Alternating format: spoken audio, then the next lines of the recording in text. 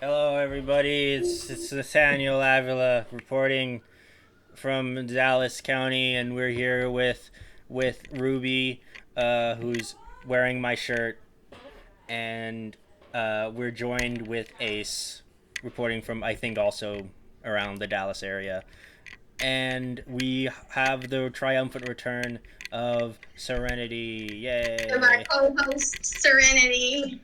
I'm back and I'm better. Okay, how was rehab, Serenity? What? She's back on a rehab. Okay. I'm still in it. What are you talking Welcome about? back, guys, to our quarantine episode 9. Because, like, damn, I didn't even think we were still gonna be involved in this pandemic, but I mean, here we are. So We yeah, thought we thought we were gonna have like three top. I know, right? Like now we're at 9. Mm. We might as well just keep it like this forever. I don't know. All right. So what are we doing first? So we are joined with Ace, and he is a filmmaker, right, Ace? Did Yeah. Filmmaker. What else? I think. I'm a recent graduate, very, very recent this semester. And so I'm right now just trying to get started in the industry and possibly go into independent filmmaking for writing and directing. How many job offers have you gotten? I'm not that close yet. We're in the middle of a pandemic. Oh, okay. Yeah. I've been doing editing on the side, which is not directing or writing, but I've been doing contract work for editing. So you're an editor too. Yeah. Right. Okay. Simple stuff though. I've been helping with conferences, so it's a lot of like, because everyone's still in pandemic mode, so it's a lot of like virtual conferences that I've been editing. All right. I love editing. So Love editing. so did you direct any short films this semester? I did. I directed a fairly unique project because it was completely done without actors on screen, and it was basically the project was called Voicemail 83. It's still in editing, but it basically tells the story of a lesbian couple during the AIDS crisis and their relationship, and it's told completely through voicemails that they get over the course of a year. And so I recorded basically all the voicemails over Zoom, and so one of my actresses was from New Jersey, so it's like I never met her physically, but we did all that. And then separately, we filmed visuals with my cinematographer, Sam Rankin. And so then we put that together. That's actually one of the cool things, I guess I'm going to say, I guess the silver lining of this pandemic is like everyone has like shifted gears and like they're doing new things that, we've never even thought of before, because you have to figure it out and do something, even more creatively. So I think that's the silver lining that we got, from this pandemic. I had to do this quarantine film for class for graduate school, and I did everything myself, and it's supposed to be about a guy trying to make it through the night while having insomnia. That's what I did. Yeah, I still haven't seen it, but I saw that it was nominated for like a lot of. It's been getting into a lot of festivals, right? Right, that's right. Like one in India just recently. That's pretty cool.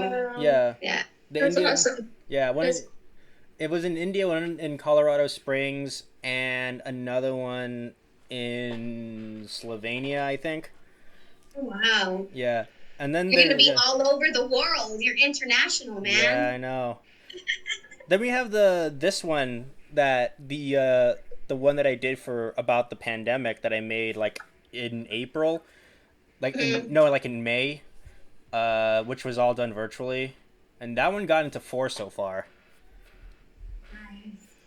All right. Well, today we are going to go over a particular set of studio movies, films, whatever you want to call it. What is it? How do you say it? Ghibli. Ghibli? I call them moving pictures. That's what I call mine. Yeah, Studio Ghibli is usually what I go with. Studio Okay, Ghibli. so we're gonna talk about Studio Ghibli movies. All of them are actually available on HBO Max, so that's pretty awesome. It's kind of But funny. before we Yeah. get into that, Serenity's gonna do her segment where she's just gonna go over a couple of things that she wants to go over real quickly. That's kind of like important and things that are going around us. It's also kind of funny because Ghibli was actually owned by is owned in part by Disney, but I Yeah, guess yeah, I forgot to mention that. Yeah, it is, right? yeah How it did that is. happen? Well, it's pretty much like Disney's anime division, but for some reason they don't. I guess they licensed it out to Warner, so now all of it's on HBO Max and not on Disney Plus. So I guess that's why. That's what I found a little interesting about that. Okay. Yeah, I mean, I remember you mentioned Disney, but I didn't know how that all like came to be, and it looks like most like their movies are, you know, old too. Like I didn't even know about these movies so just recently. Oh yeah, they've been Like doing it. the one that I picked is from like the 80s, and I didn't even know that. Yeah, like they've been doing it since the '80s, and they're still going strong. Which kind of makes sense because there was like something that I noticed in the movie, my pick, and I was like, okay, this has something to do with like the year that it was made in, you know. So, but we'll go into that later. Mm-hmm. Okay, so first I want to give some resources so where y'all can donate to help out local music venues because you know the music industry has been kind of down lately because Oh of the yeah. pandemic. A lot of people, like a lot of bands and stuff, haven't been able to have shows or anything. So that affects like so many people. You know, like not just the musicians, the venues, the crew, everything. You know, like it has so many like people involved that are just like stuff like they're burdened right now Yeah. really heavily, and we just want to give out something that can kind of help. Yeah, so you can go to this Instagram handle, which is Nivasoc, and it's I can spell it out. It's at NIVASSOC. So you guys can go there, and there's a link there where you can donate to help out the local music venues. You can also search by the hashtag Save Our Stages, SAVEOURSTAGES. So you guys can go there to donate, help out. Oh yeah, we'll And do another that. thing I wanted to talk about was, did you guys hear about the Saturn and Jupiter conjunction that happened yesterday? I mean, who hasn't? Yeah, that right? was pretty interesting astronomically. I was laughing because on Twitter they actually were trending with December 21st Twitter, and they were saying that December 21st Twitter was way funnier than World War III Twitter, and like people were going back and forth on it. And people on December 21st were being funny because they were like, "Oh my God, I got magic powers now! Like I can make people blind and all this dumb stuff." You know, they were just like making fun. You know, because this Twitter's like that. There's like savages on there. Yeah, so I just kind of wanted to explain and kind of like go into detail about what is actually what it actually is, and what to kind of expect from like going forward, like going into the new year. So basically, after that alignment happened, we're basically going to start shifting our conscious from 3D to 5D, which means like everything that we've been striving towards and working on is going to become our physical reality. And I'm going to be on Stranger Things, and I'm going to have like a big role on Stranger Things. Yeah, yesterday was like a really, really good day to manifest because it was a good day to manifest. What is this? What is this hippie BS that I'm hearing? Oh God! Let us not be rude towards other people's beliefs, please. Fine. Sir, let us be spiritually awoken. You are asleep. You are asleep. Yeah, sorry. I guess my third eye isn't open yet. Okay, and then I want to just talk about the new stimulus package that got approved, that just got approved by Congress. Hang on, let me pull it up so I'm gonna read. She's talking about the pennies that they decided to give us. Yeah. So, $300 a week in federal unemployment for 11 weeks. $25 billion in rental assistance. The deal also keeps in place an eviction marauderum for some. I mean marauderum. I'll look it up. Let's pull up the dictionary. We're all about learning here, okay? Temporary. So the temporary prohibition. Okay, so $600 survival check for all documented residents earning up to documented residents. So it's like, if you're not documented, oh well, you're on your own. Trash. And that's only for residents that are earning up to $75,000. So, like, what if you're not earning $75,000? Those earning $75,000 and more will receive less. Those earning over $99,000 get nothing. Although there was people that did get that. So for families, $600 is allocated for adult and child. So a family of 4 gets $2,400, depending on their income. Yeah. So yeah. But the billionaires, that's my point right there. It's like they're saying that the ones who make more are not gonna get anything. But the thing is that they already got some. Like Kanye West got like $2 to $5 million as a PPP loan, and then Joel Osteen got $4 million. Tom Brady got $960,000. So it's like we only get 600. Yay. Also, I'm not eligible for the 600, which makes me sad. Oh my god. Yeah. I'm not eligible for anything. Yeah. Ace, are you eligible? She can't even vote yet. So that's sad. Ace, are you eligible for the $600? I don't think so. Oh, well. At least they might as well just throw pennies at us. Yeah, right. Let them eat cake. Yes, that is a thing that that French queen said. Marie Antoinette. Yeah, Antoinette, who was a French queen. She was a queen. I did say that. I said she was a queen. No, don't come for us because we watch Mr. Peabody and Sherman over here. Yeah. Like the film? Yeah. That's a good film. Did you watch? I love that. They turned it into a. It was made by the same guy. Yeah. Did you watch? Have you seen the series? It's boring. I haven't seen the series. The new one or the Rocky and Bullwinkle segment that it started off as? Oh, I guess I can see that. Yeah. Yeah, it started off as a Rocky and Bullwinkle segment, and then they made that film. It was made by the same guy who made The Lion King. So. Oh, okay. That's yeah. I mean, it looks completely different than The Lion King, but I love it. Like the kids love it too. That's really good. We like watching that one and Meet the Robinsons. Meet the Robinsons is another good film. Yeah, Meet the Robinsons is such a good film. No cap. Okay, so Ghibli, who wants to go first? We'll let Ace go first. He's the guest. You want to go first, Ace? Sure. Are we just introducing our film and stuff? And talking about it. You can just give like a little, whatever you want to talk about it, All right. Well, the film I picked was Princess Mononoke. It's a fun fact about it. It was supposed to be his Hayao Miyazaki, who's the director and had directed most of the Ghibli films, other than like the more recent ones. It was supposed to be his last film, and then he was going to retire.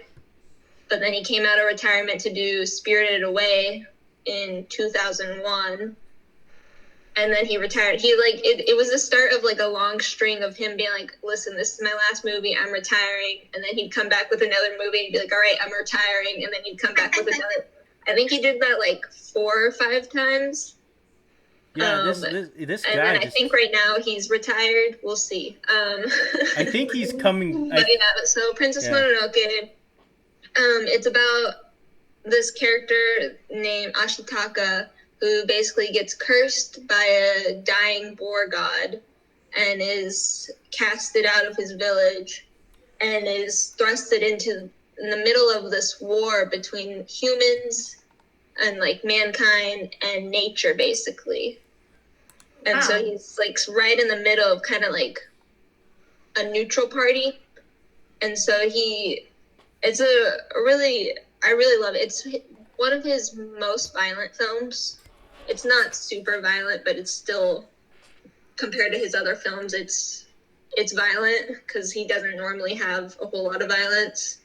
But it's also, it's a super complex film, especially for an animated film.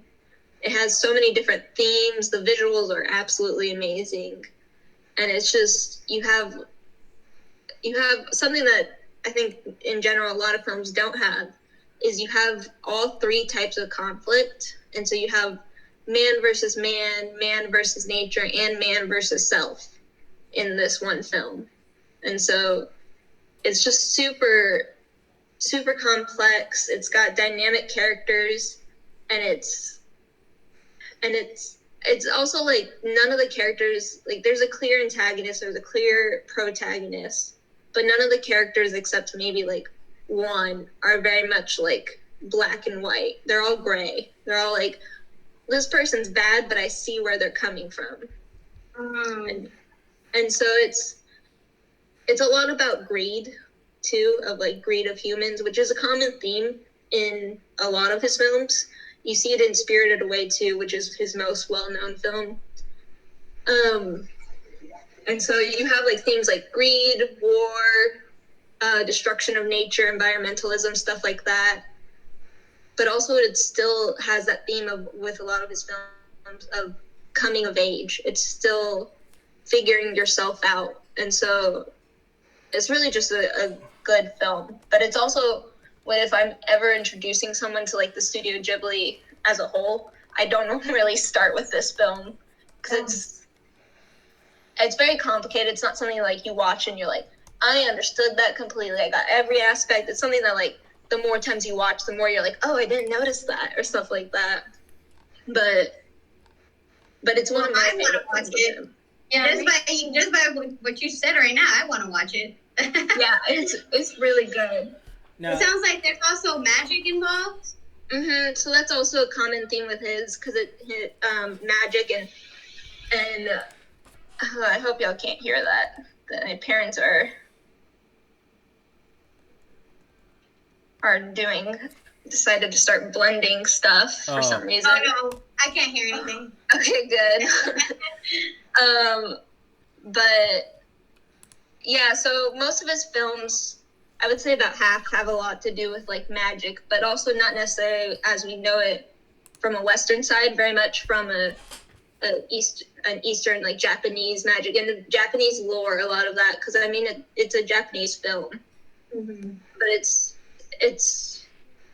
I feel like you have to also know a lot of his concepts and his themes to kind of fully enjoy it, which is why I normally don't tell people to start with that film. I normally I use Spirited Away as kind of like the gateway film of like, this is the most popular, this is generally enjoyable, not too serious, you can just have some fun with it, but it still has that like fantastical Japanese mythology element that you can have like fun with.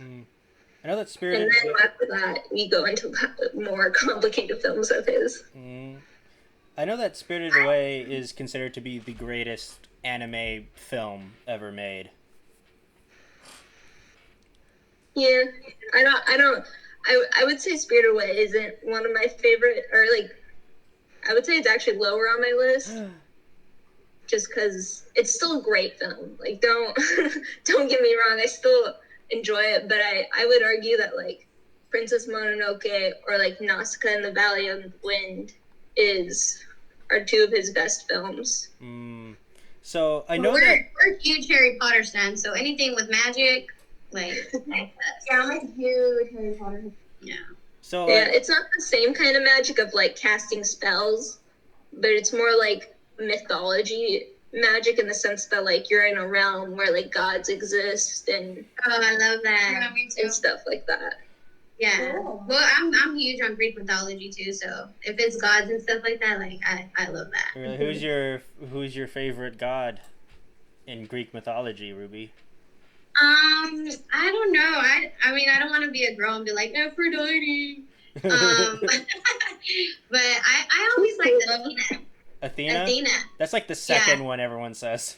But I really love the story of Medusa.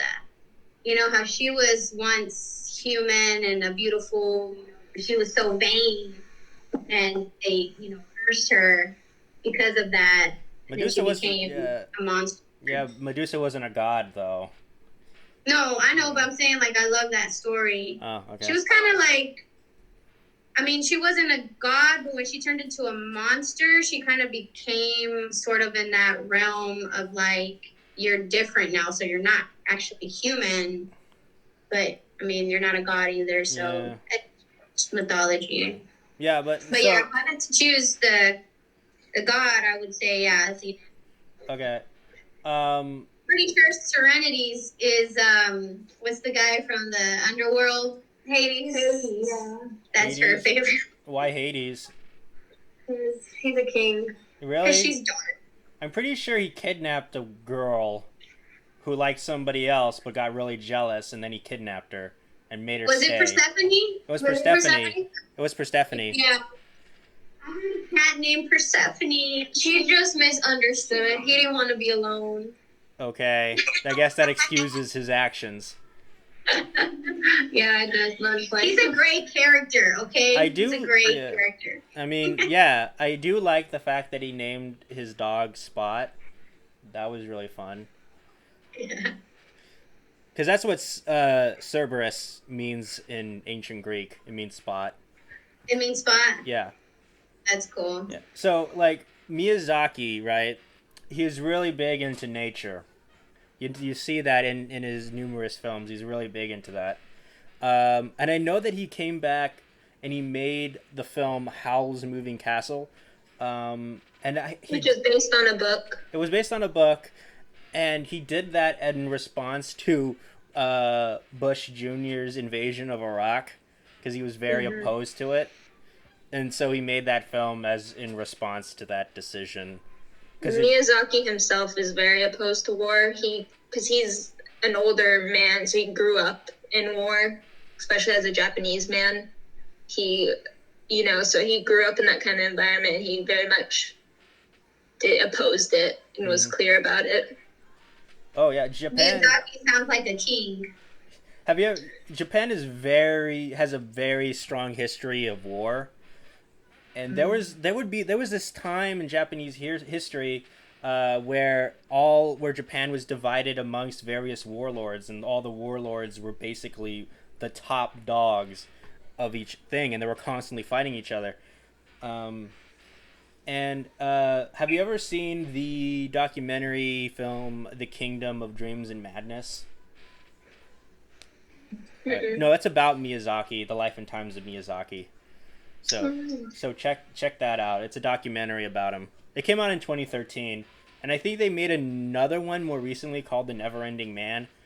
But I would suggest watching The Kingdom of Dreams and Madness, because that's really well. good. If you look into history, like back in history, all of that area over there in Asia, back then was constant, overthrowing. Like, oh, I'm in charge now. No, I'm in charge now, and that's one of the reasons why Islam was a very big religion over there, like years and years ago, because one of the warlords who took over at that point became emperor, and he loved the Islam religion so much that he made everybody practice it.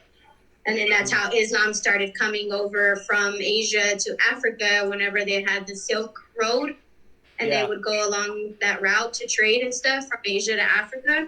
Yeah. And that's how the religion of Islam came over to Africa. So that's pretty cool. Okay. That was very nice. But you're all right. There was a bunch of different dynasties. It became so done so much that the people, especially in China, they believe that it was just the cycle. That's just how things were. That Yeah. people would, like, this one person would come up and he would start his own what is known as a dynasty, and things would be super great, things would be super awesome, and then oh no, things are not that great anymore, and then all of a sudden things would just, people, some other guy would come in, overthrow that guy, and then he would become the new emperor and start a new dynasty, and then it would just do that over and over and over again. Over and over again. And Yep. the Chinese people just thought that was just how it was. That was just the cycle. That was just the cycle of life. And ooh, my package is coming.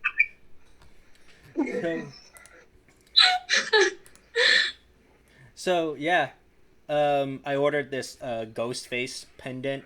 It's gonna be super great. Ooh. Oh my gosh, Nate, so cool. Is that sincere, Serenity? No, I'm just kidding. Okay. It sounds. Okay. Were you kidding about being insincere? Or you're kidding that you were not. That I was being insincere. Okay. You know, she just likes to mess with you. Huh?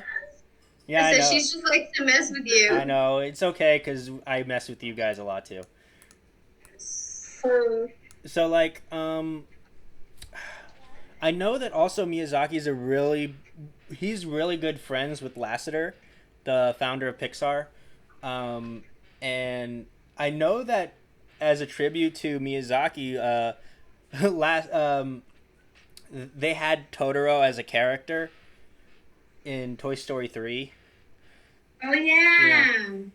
They did. Yeah, I was sad that he wasn't in Toy Story 4. Um, In fact, hey. all the characters weren't in there in Toy Story 4. They just didn't do anything. Except for Woody and Buzz. And that's it. And they all had some like small roles, like Mr. and Mrs. Potato Head. They still did stuff. I don't know. They just really just hung out in that car, though. I mean, it wasn't that much, right? Because the story had shifted. I mean, I don't want to go deep into Toy Story 4 here, but yeah, the story was kind of like shifted outside of the home. Yeah, I know. And it was only focused on the main characters. I really enjoyed seeing Jordan and Peel, be those stuffed animals. Yeah, Jordan and Peele. You're right. Their favorite characters, Jordan and Peele. No, like, I'm not saying they're my favorite. I'm saying, like, I enjoyed that we had that for comedic relief, that comedic side of them, was there to just add a little, bit of funny. And we're here with our guests, Ace and Cowan, and our friend Ruby and Rodriguez. Yeah. You meant to say Key and Peele, not Jordan and Peele. I mean, Keenan and Peele. Yeah, there you go. Yeah, because Keenan and Peele, is that what you said? I don't know. I thought that was the name of their show. Yeah, it was called Key and Peele. There you go. That's what I was confusing it with. Yeah. Because his name was Jordan Peele, and you just said Jordan and Peele. That was just the name of one guy. Keenan. What's his name? Keegan Michael Key. You know what I was talking about. Y'all know what I was talking about. Yeah. We also had Keanu Reeves as the Canadian Daredevil, which was fun. Oh yeah, that was funny too. See, they got some more people involved, so that's probably why they didn't have some of the old characters talking too much. Yeah, just don't expect it to be like Toy Story 3 where everybody's gonna have a big role. It's mostly just Woody and Buzz. It's still good. I still enjoyed it. I didn't think I was, because I was like, oh my god, another Toy Story. But I enjoyed it. I liked it too.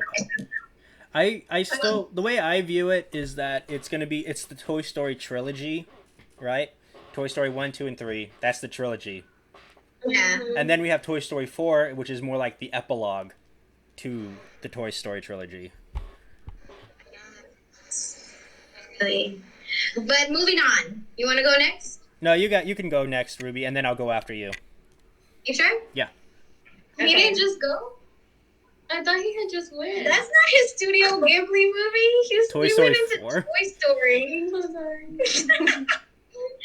Okay, so the Studio Ghibli movie that I chose is Kiki's Delivery Service. And this is old. This was in 1989. I mean, I want to say it's too old. I was born in 87, but whatever. I really like this film, and I just happened to watch it because the kids were watching. What were y'all watching? Y'all were watching something else, and then I just put it on to see if my 4-year-old would like it, and she really loved it, and I was like, involved in it too because I was like, wow, I love this because it is also a coming of age movie. For a young girl, she's not just any girl, she's a witch. So I'm all about that. Like I said, I'm all about magic, witches, and vampires, and whatever, all of it. Like, I just love all of that. Right. So it really intrigued me at that point, also because it doesn't seem like people there in the film have that reaction that you normally think people would have when they see a witch or talking about a witch. Normally people would be like, well, here in the US, I know people would be like, oh my God, a witch, like I'm scared and stuff like that. So in this film, everyone was really welcoming, and it's like, it was like just, something that people were at that point in time. Like there was just some people who were witches. So I really like that. I mean, it has a talking cat. I mean, of course, I love that. It has adventure. It has a little bit of humor in it. At the end, she becomes a whole ass hero. So it's like, girls being heroes is another thing, that I love to see in films. I also think they kind of hinted that they were inventing or trying to invent the airplane, at the end with that little boy. I don't know if you've seen it. Mm-hmm. I'm talking about. I don't know if they were trying to hint at that, that they were just, that was the beginning of the invention of, people trying to invent the airplane. Because like I said, this was back then. I'm pretty sure it was invented by the Wright brothers in North Carolina. No, I know, but that's what I'm saying. I know it was invented by the Wright brothers, but if you see how they're showing this little boy, how he's trying to use his bike to take off, and then at the end he builds a whole thing that looks exactly like what the Wright brothers first built. That's why it kind of made me think. It's also in the film.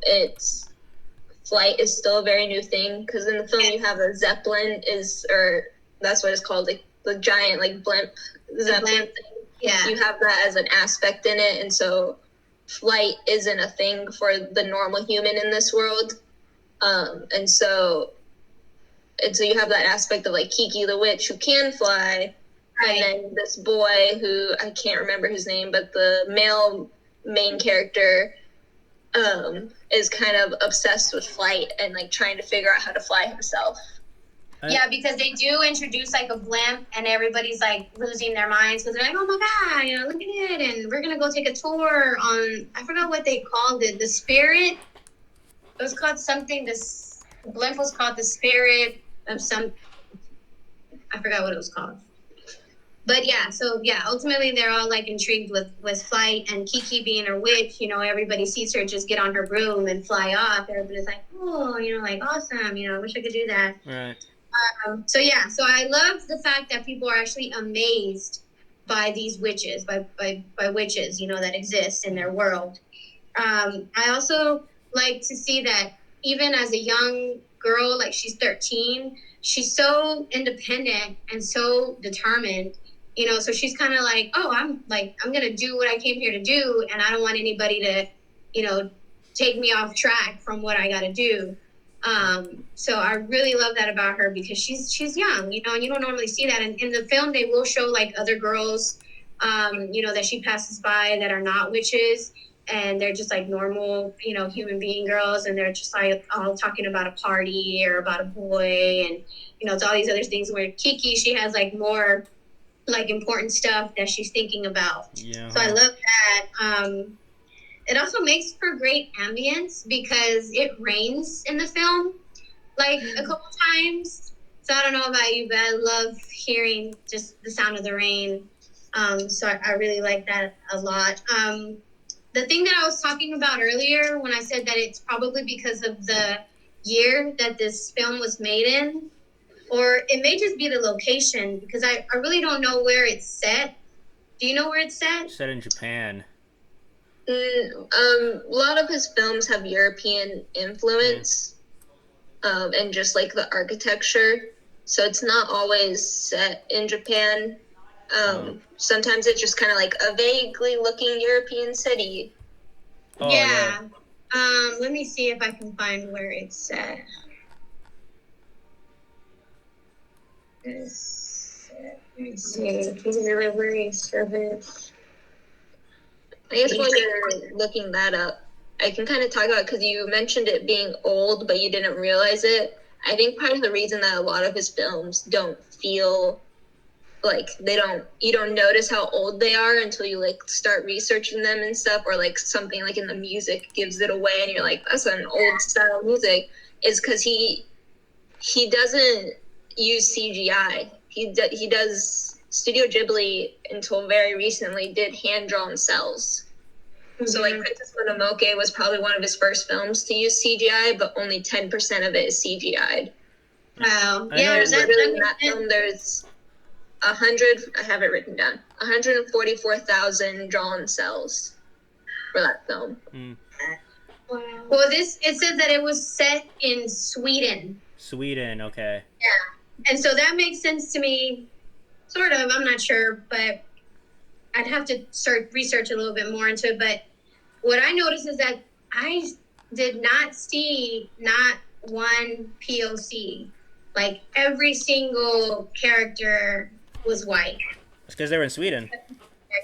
So, but that's what I'm saying. Like, I don't know if that's just something that is a known thing over there in Sweden, where there's no people of color at all. In 1900 Sweden, I don't think so. Okay. It'd be pretty uncommon in Sweden, especially before, if planes haven't been invented yet in that world.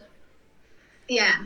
Yeah, because it's supposed to take place around 1900, because that's when the Zeppelin was first invented. So.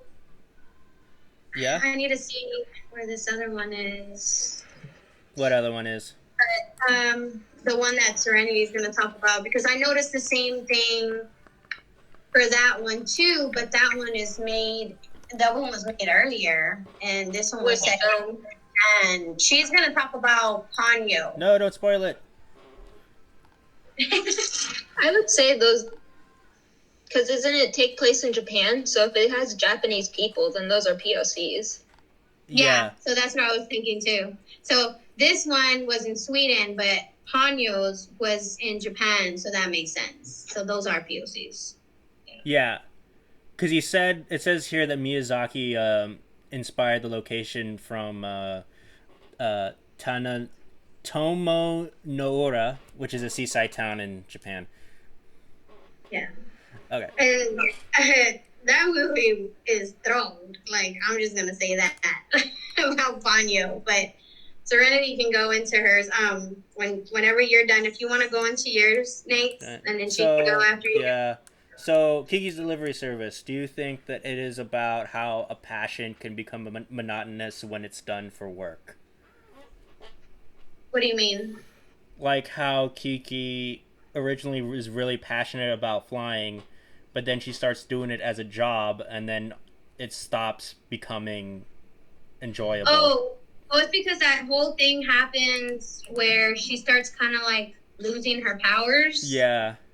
Which I think was pretty cool, because I actually didn't see that coming, that was going to happen, and yeah. I didn't know what really was the cause of that.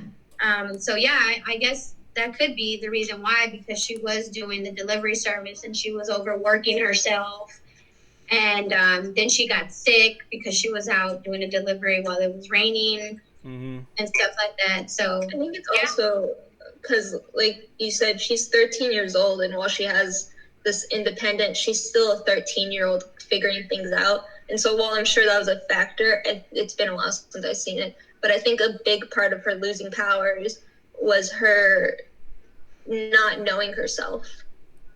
Because when you're 13, it's you don't really know who you are, and that was a big part of like who she is as a person and who compared to other girls that she's seeing. Because in the very beginning of it, when she's leaving home, she meets that other witch who's so snobby and so different, and it's kind of like that wasn't her, and it was kind of like where the start of her of like, who am I? Where do I fall in this group? I don't really match with other girls my age. I don't dress like them. I don't look like them.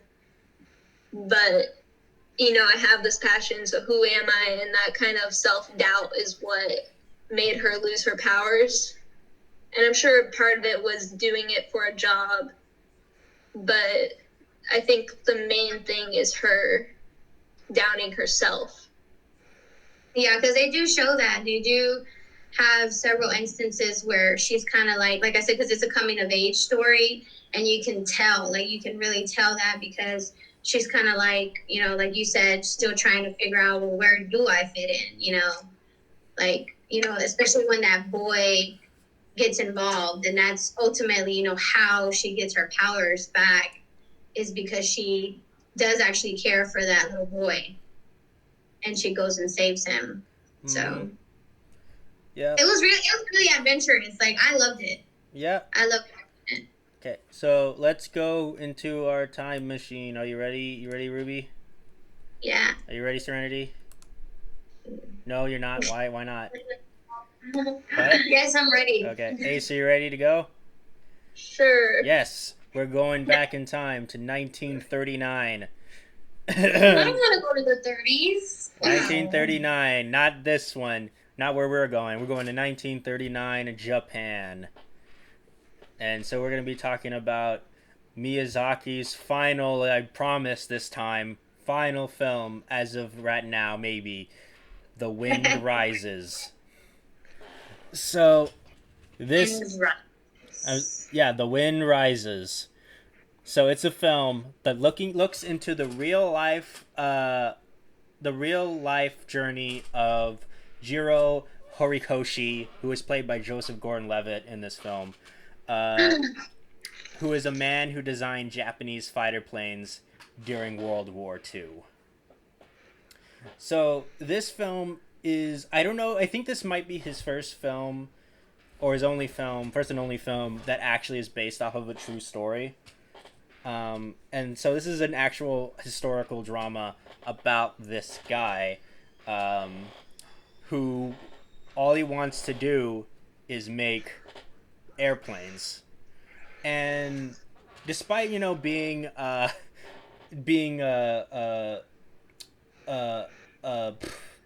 plane designer for the Japanese Imperial Army during World War II, there's still that same anti-war rhetoric going on in this film about how he keeps on saying I don't want to start war, I just want to make planes and stuff like that. And he actually has this idolization for this other guy named Caproni, who was an Italian airplane designer who designed airplanes for Italy also during around that time.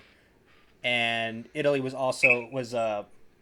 allied with Japan during World War II, with Japan and the Nazis. So Japan fought with the Nazis during World War II, so it's basically kind of like that whole thing. So he would have these visions with Caproni, who is played by Stanley Tucci in this film.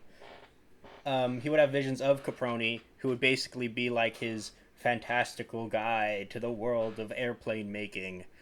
And he would be airplanes are for good things, they're not for war. That's why I make them for war. So I don't know, but he did say after the war ends, he wanted to make airplanes for commercial use, for traveling and stuff. But I don't know if he ever did in real life. I know that he tried. There's this prototype that is featured in the film with this giant plane with like a bunch of different wings on it, and that was a real thing. I looked it up after after I saw it on the screen. I looked it up, and it's a real thing that he did, but it didn't work. It failed. But it's a very interesting film seeing World War II from the Japanese point of view, because as Americans, a lot of our films depicting World War II was from our standpoint, and it's very interesting to see it from a different perspective than what we're usually accustomed to. Um, so yeah, that's this film. The Wind Rises. It's actually based off of a novel called The Wind Has Risen by Tetsuya Hori. So that one is also a really good film. I mean, really good novel that is based off of. Though they don't really feature the war a lot. They only briefly like mention it in passing a couple times. Like there was this one aspect where Horikoshi was having like a little vision about Caproni, and he sees all these different planes going out into the distance, and then Horikoshi is like, "Where are they going?" And then Caproni was like, "They're off to bomb an enemy city," and that's all we basically hear about it.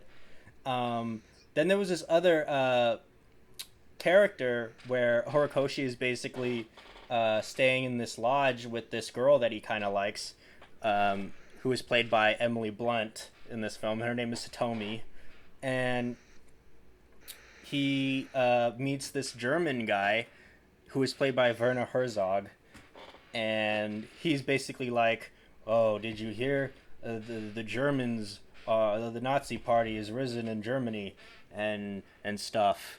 And he's like, "Whoa, that's insane." So it's like stuff like that. They only like talk about it, the aspects of World War II, like in passing. And then the German guy, I don't remember his name, but he says, one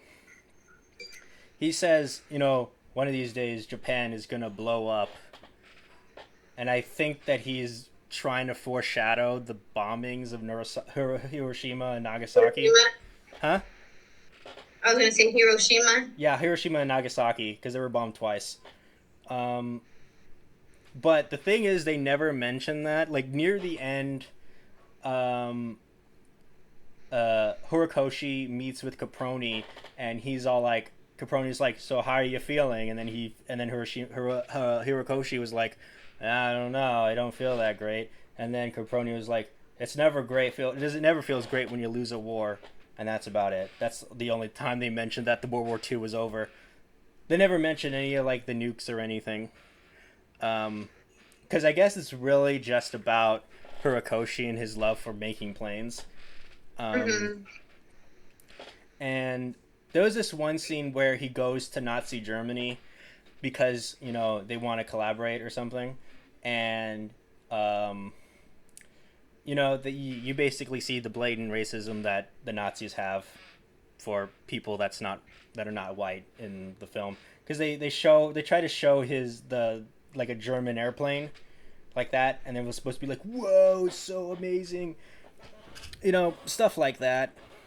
And it was also has this love story between Horikoshi and Satomi, who ends up getting sick and dying.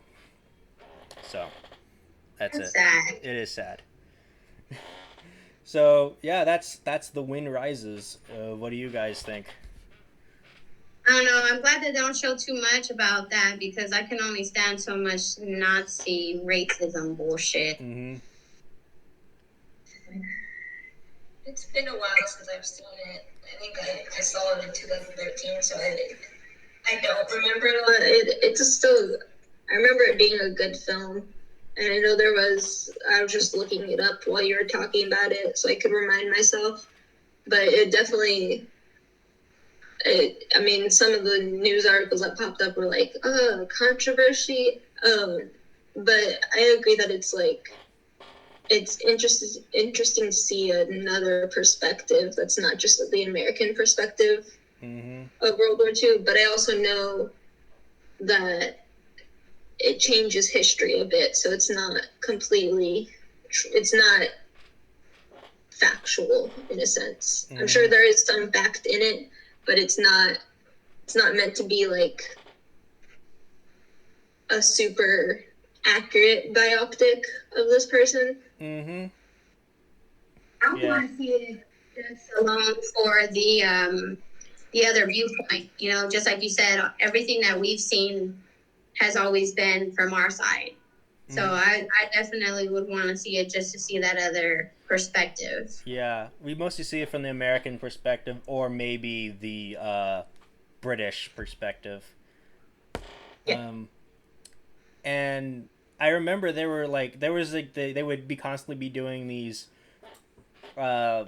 training to see like how fast the plane can go and how far it can go and how many bombs it can do, because that's what they were mostly doing. They were trying to make bomber planes. So like once they finally got that and was able to sell it to the Japanese Imperial Army, I think they were trying to indicate that those planes were eventually used to bomb Pearl Harbor, but I'm not 100% sure.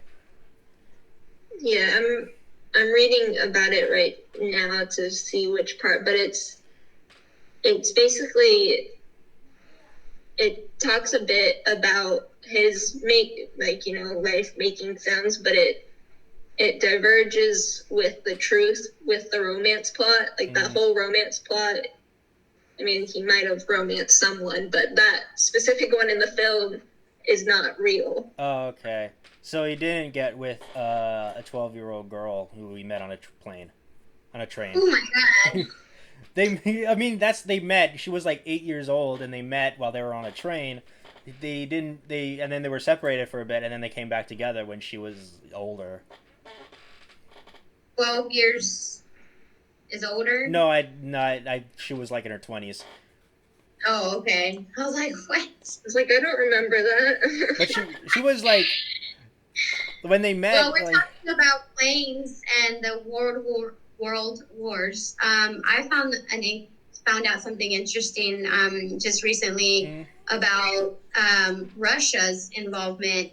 There was these women who got involved in the war, and it was just something that normally they wouldn't allow, because they were like, you know, women in war, what are y'all gonna do? You know, like that was the whole thing back then in Russia. But somehow, because one of the leaders from the girl squad or whatever, she like knew somebody in command, high in command, who allowed it, and so she developed like a whole squad of just women who wanted to fight in the war, and they were called night witches. Because what they would do is they were given these like old planes that would make too much noise, because of course they were like, okay, you're gonna fight in the war and y'all are women, we're gonna give y'all whatever's left over, right? We're gonna give y'all the crappy stuff.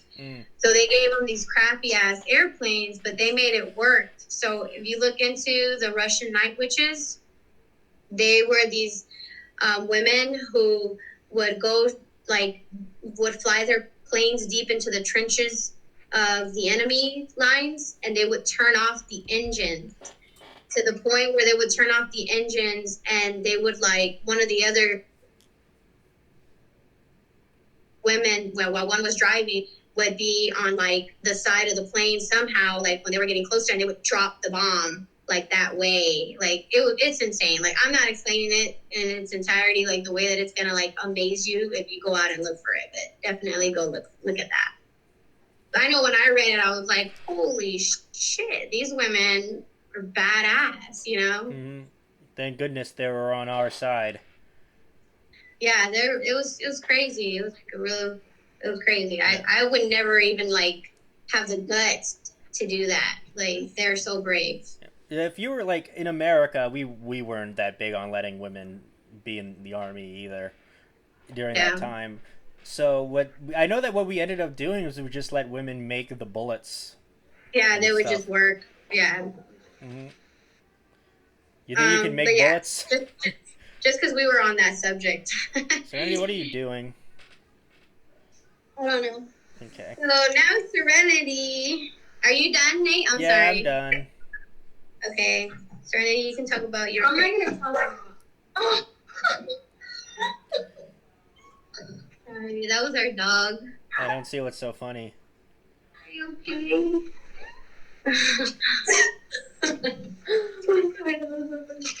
I'm not gonna talk about it too much just because I don't have like much to say, and also I have like really bad speech problems. So I'm just gonna like make it as simple as I can. Okay. Well, this is not a simple movie at all. Okay, so basically, I'm talking. My movie that I chose was Ponyo. Have you guys seen Ponyo? Yeah, I've seen it. I watched it in theaters. I love Ponyo. It came out in 2009. 2008. Yeah. 2008. I'm sorry. That's embarrassing. Um, so I watched it for the first time when I was like probably like 7, and ever since then it's just like always been. I guess it's like one of my childhood movies.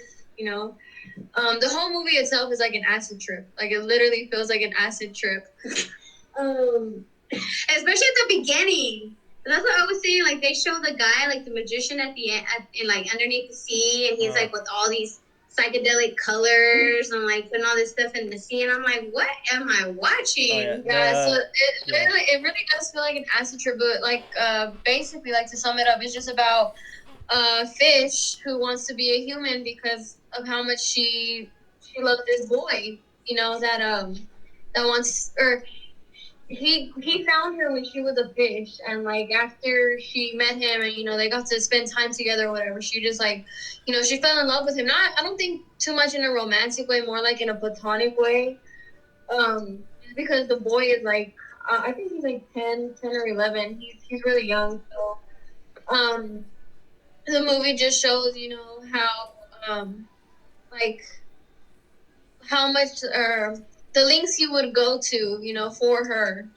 Yeah, you know, like showing how much like they both care about each other. Mm.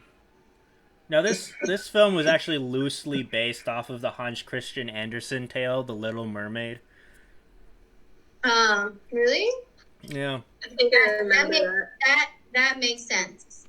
Because she's like basically the fish is like magic, I guess I should say, because the dad is not all that human either. Because he said there's this one part where he's like, when I was a human, you know, so it kind of makes you feel like, okay, so he's not a human anymore. And then he has these elixirs and stuff like that.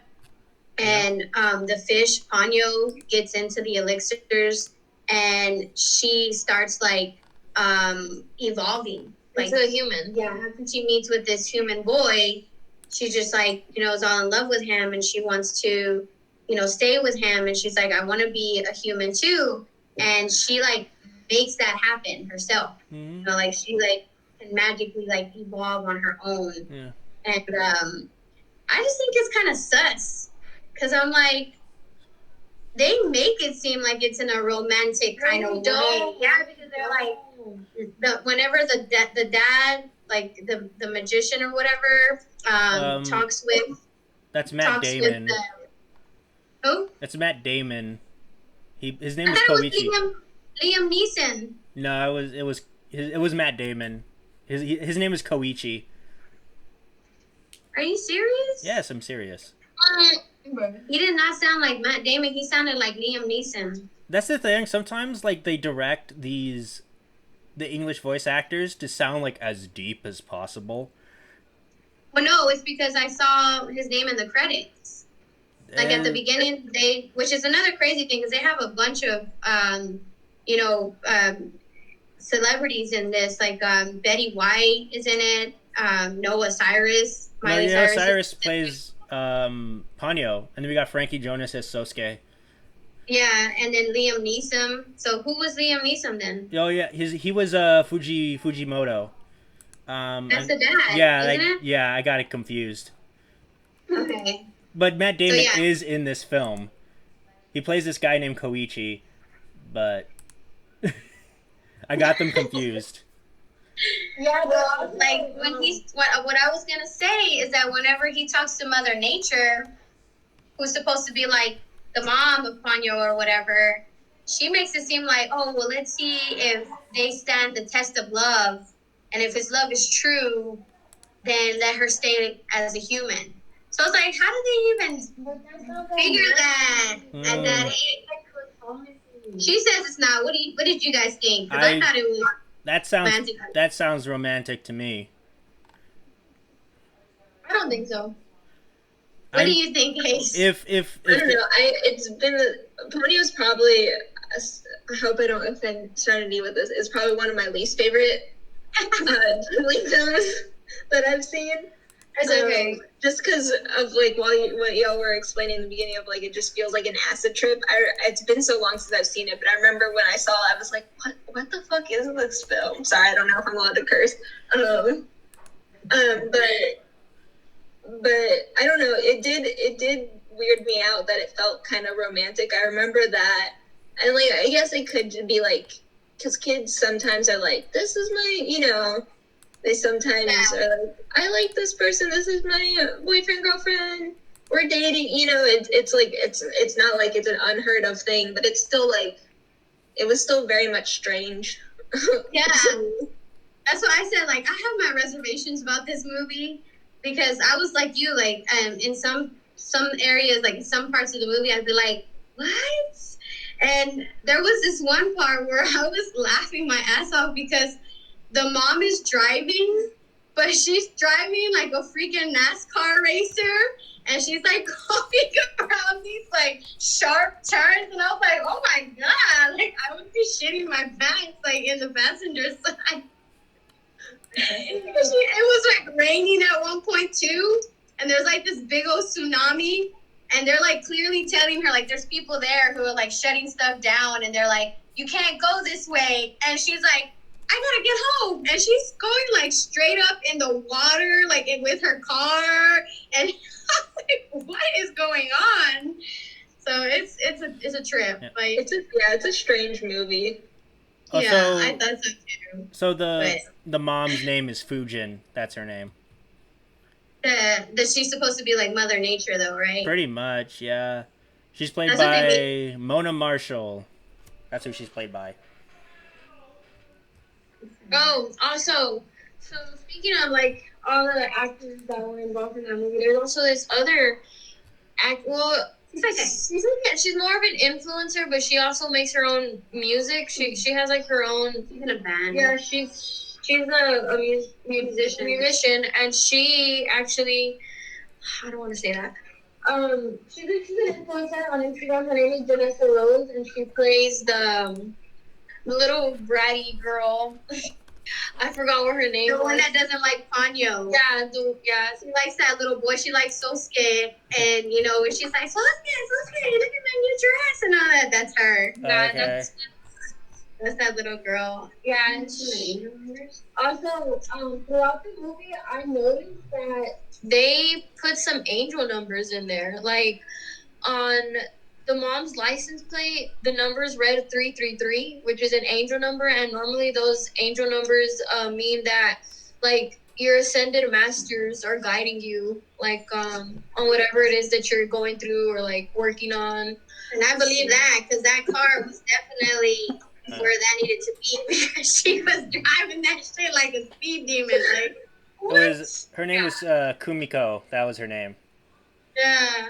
I was laughing too because at one point where she was like, it was like all like, after the tsunami or whatever was happening, they were at home and she's like, I have to go help these other people. And she tells Sosuke, she's like, but you stay here and you stay here with Ponyo. And it's just those two little kids, staying at home by themselves. And I'm like, what? How old are they? It might be like a whole ass adventure. Yeah, then they go on a whole ass adventure themselves. Like it's crazy. That might be a cultural disconnect.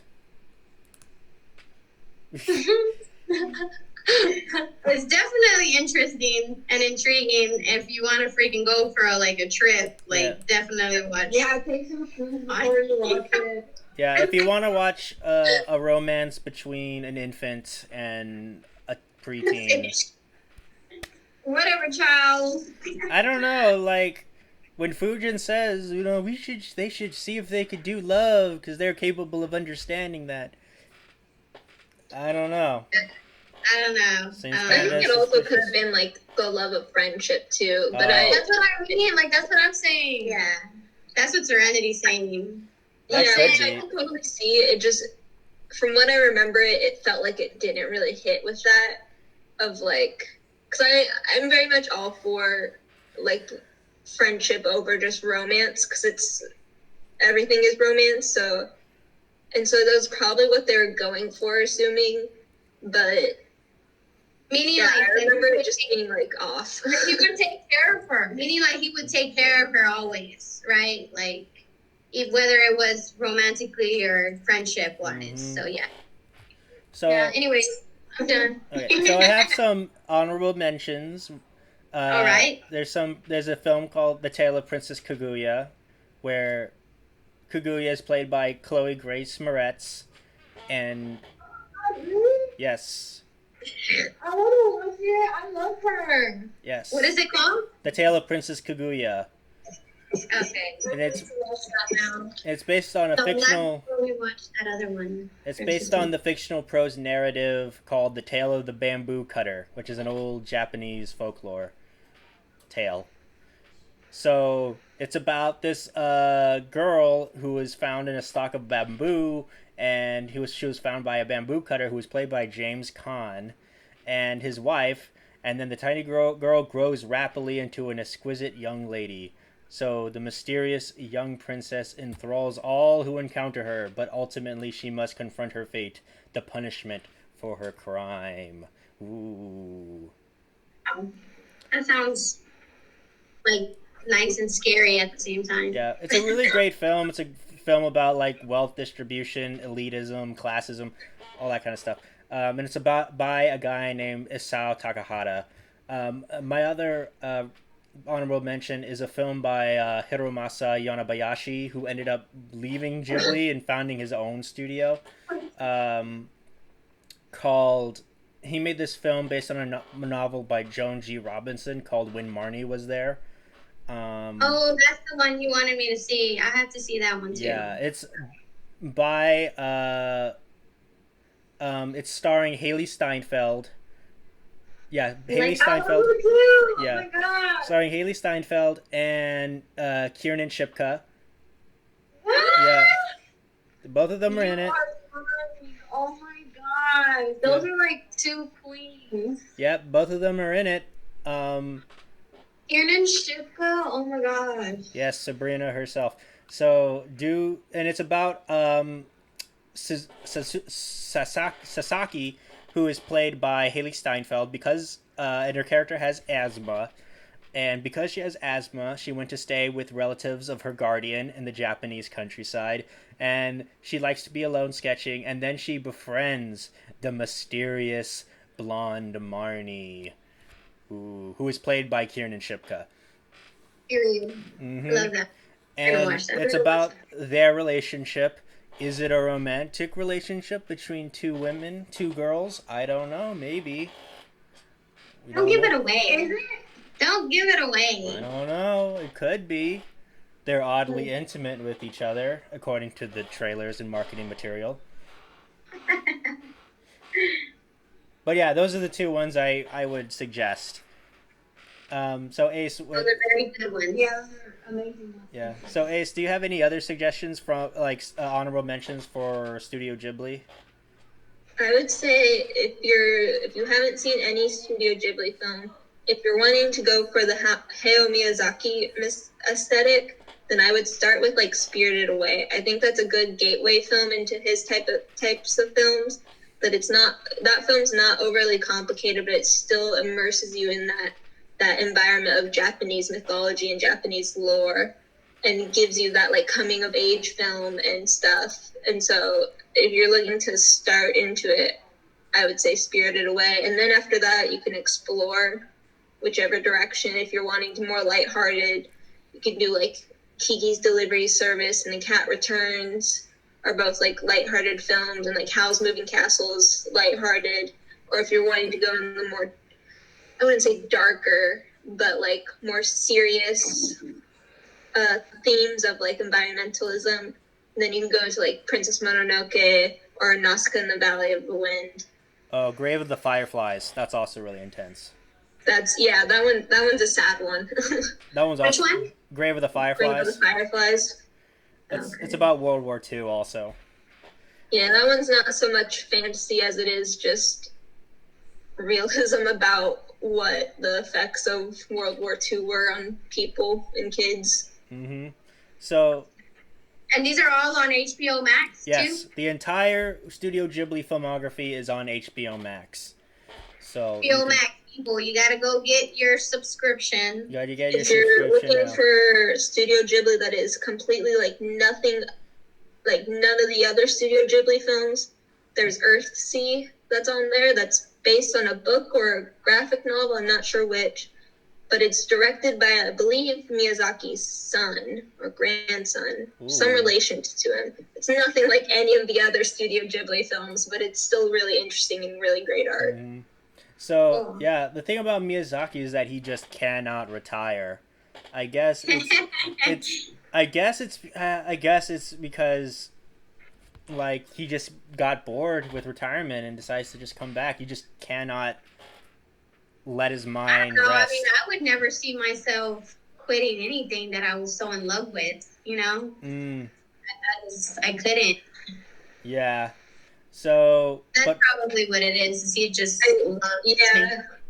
I think a lot of like his like I'm retiring is just because it takes so long because he's so passionate about it and he's very much like a slave driver and like it has to be this way. I'm not going to take shortcuts. I'm not going to CGI everything. And so that's why after Princess Mononoke, he was like, I'm it. That's done. I'm retiring because I believe that film took 3 years to make. yeah, Wow. cause yeah, Miyazaki is a very strict purist in terms of animation. A lot of people quit studio. Like a lot of people quit the production or company because he's just so strict. Yes, he believes like the old way is the best way, and in some forms it is. So, yeah, that was Studio Ghibli, guys. Before we move on, Ruby, what shirt are you wearing? I'm wearing a shirt that is from the Culebra clothing line that is designed by yours truly, Nathaniel Avila. Yes. And it says Black Lives Matter because they do. Yes. So Ace, I did release my own clothing brand. So if you want a shirt, check it out. Yeah, check it out. You can post the link in the description. Yeah. You know. But before we go, I do have some amazing announcements. So we did just launch today our holiday giveaway. So we partnered with a skincare brand that is Black owned. It's a Black owned business.